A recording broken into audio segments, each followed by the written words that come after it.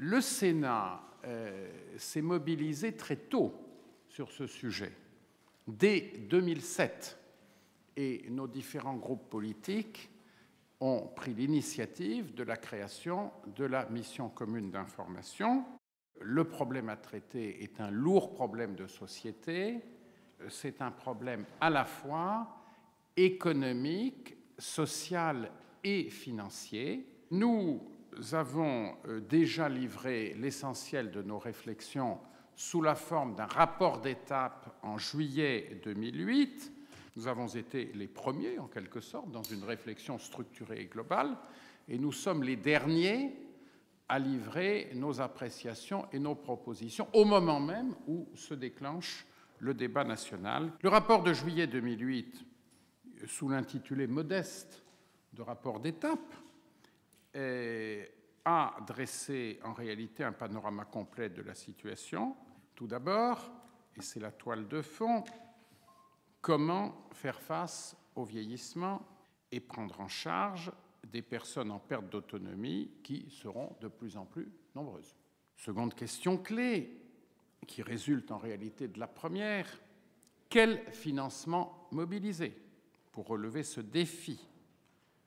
Nous savons que même si l'effort actuel est loin d'être négligeable, c'est en réalité l'un des plus importants au monde par rapport à la substance de notre économie. Les financements mobilisés sont insuffisants.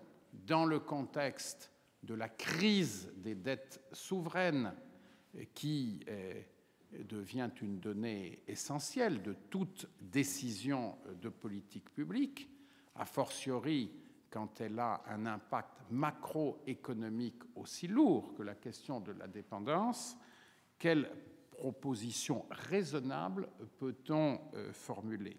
Troisième question, quelle gouvernance pour le nouveau risque? Comment se situer par rapport à la sécurité sociale de 1945?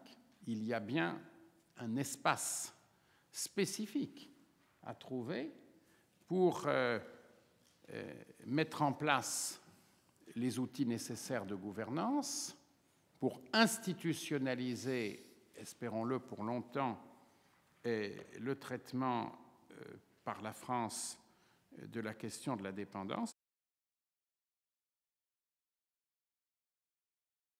Il faut sortir de ce catastrophisme démographique, un peu des pouvoirs publics en général, qui dit attention, ça va être épouvantable, les personnes âgées n'arrêtent pas de grossir, on ne va pas s'en sortir, il faut trouver des solutions. En fait, il faut quand même savoir une chose, c'est qu'au-delà de 75 ans, seule une personne sur 6 d'entre nous deviendra dépendante. Une personne sur 6. Deuxièmement, pour moi, si je peux m'exprimer ainsi, le tsunami démographique n'est pas pour demain. Il n'est pas dans les 10 ans qui viennent. Il est pour 2040. Il est pour après-demain. Parce que ça va être le baby-boom que nous avons connu à la fin de la guerre, qui va arriver en 2015 à la retraite et qui sera dépendant en 2040. Donc je crois qu'il faut se donner le temps aussi d'évoluer dans l'appréciation que l'on peut avoir de cette évolution démographique et de ce constat démographique.